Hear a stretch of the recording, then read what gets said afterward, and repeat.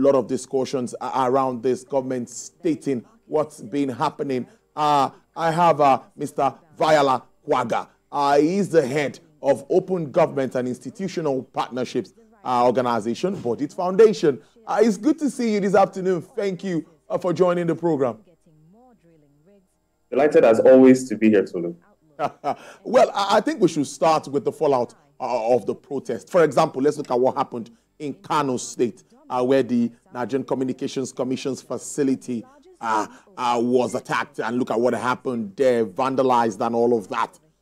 What do you make of those kind of negatives that come out of incidents or events like that, and what it means for the economy?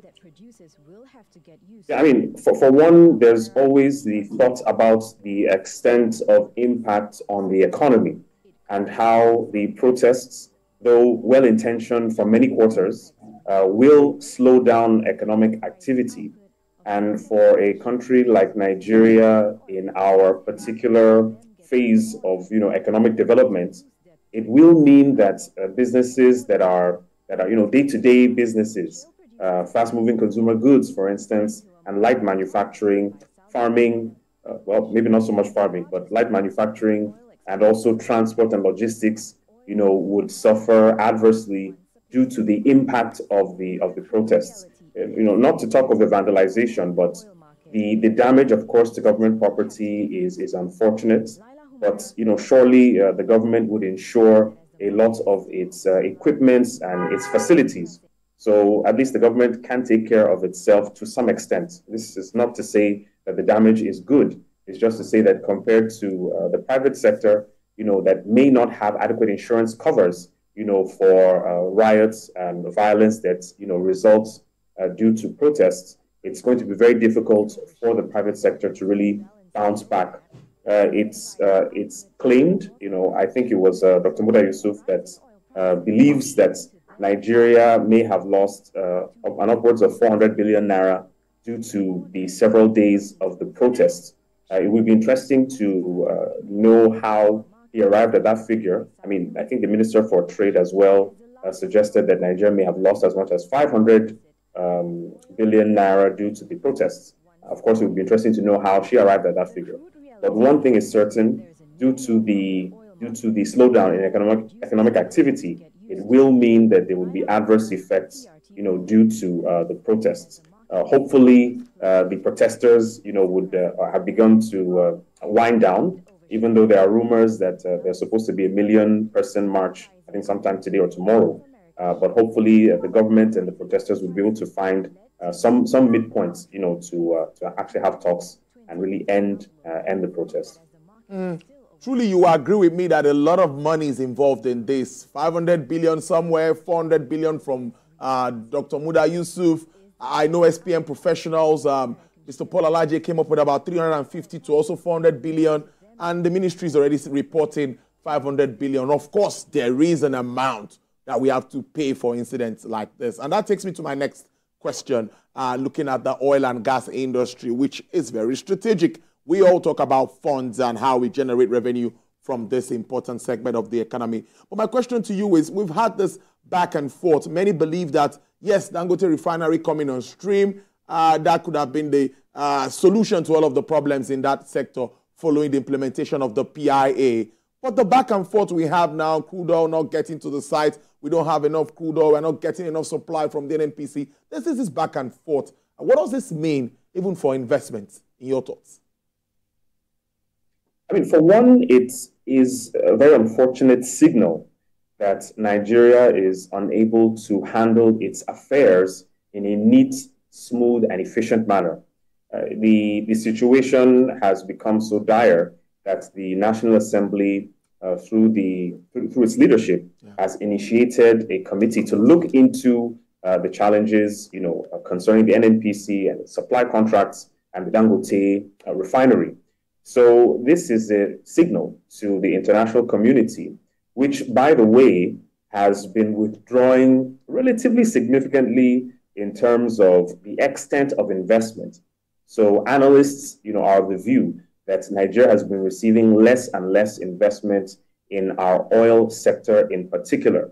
I mean, quite recently, the federal government did announce I think a final investment decision between Shell, I recall, and the NNPCL worth about $50 million, if I'm not mistaken. And I mean, that is interesting. But compared to the rate of investment that we are used to, I think is a far cry from what had happened in the past. I mean, you could say that this is as a result of a global shift towards cleaner fuels generally, but Nigeria at this moment, at this point in our economic development, we still do need to exploit these resources, albeit in a very responsible manner. The federal government, at least Tinubu, has tried to make some very decisive moves as regards managing the sector, and I refer to the exemption order for oil and gas companies or tax incentives, the two presidential directives on local content compliance and reduction in petroleum sector contracting costs and timelines. So this shows that there is an intention by the administration, at least to make things work faster and better.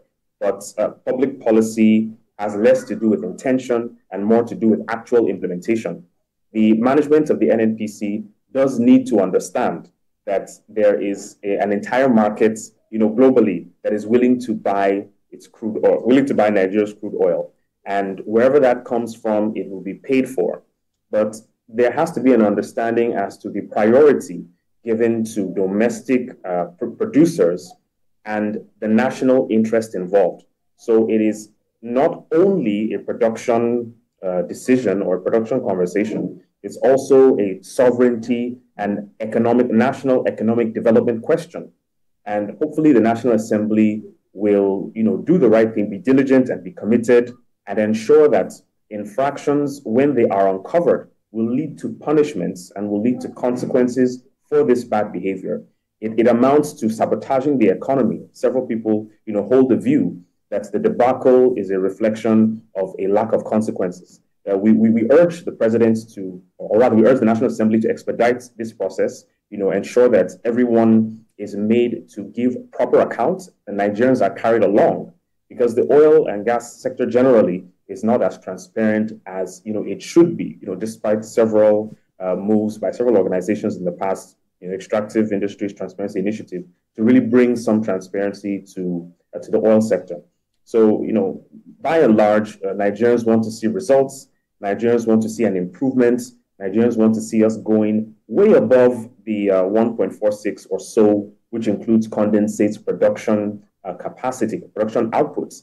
Let's even try to exceed the OPEC quota and get back to the 1.8, 1.9, 2 billion barrels that we're used to shore up at least more forex in the medium term.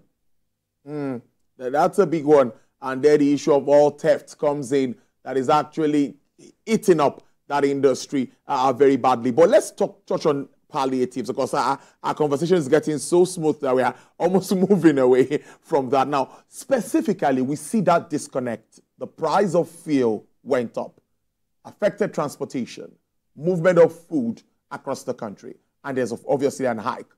Government is talking CNG, which obviously is cheaper to run vehicles. What other human-faced approach do you expect from government now? Or what sort of initiatives are you thinking of? Because for me, impact is very important, so that everyone has a feel of whatever government is doing. What is running through your mind? We've seen things for initiatives focused on youth, the student loan thing, credit core. We've seen graduates that don't have jobs now confirming that they are getting a lot. What more do you think government needs to do that will be focused on getting the people and, of course, making them inclusive in all of the decisions of government? Yeah, thank you. Thank you so much. I think this question could possibly occupy our entire interview. The problems with productivity in Nigeria are, to a very large extent, structural.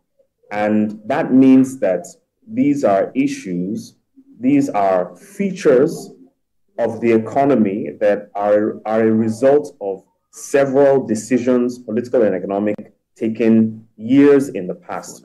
So yes, the federal government, through the Ministry of Youth Affairs, has come up with a raft of initiatives meant to provide finance to young people, which is interesting.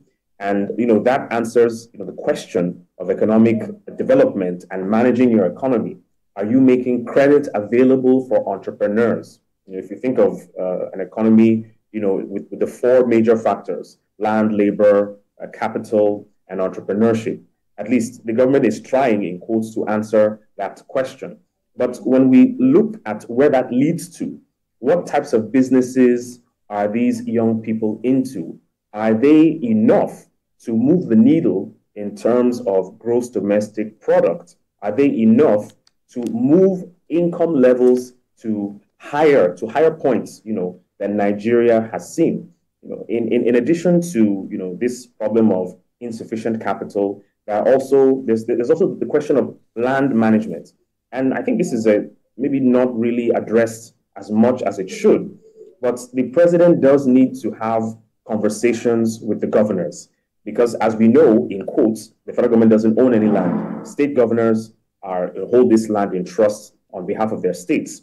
And economic activity cannot happen where land tenure systems, where land allocation systems, where land management generally is inefficient and is very challenging from a bureaucratic perspective. What is the average time it takes to get a C of O, for instance, in any Nigerian state? And if you're hearing 3, 4, 5 months to get a C of O, that will have negative effects on doing business. And these are very critical aspects of ramping up the structural problems in Nigeria. And even looking at labor, the productivity of labor, what is the quality of manpower? What is the level of skill? What is the level of capacity?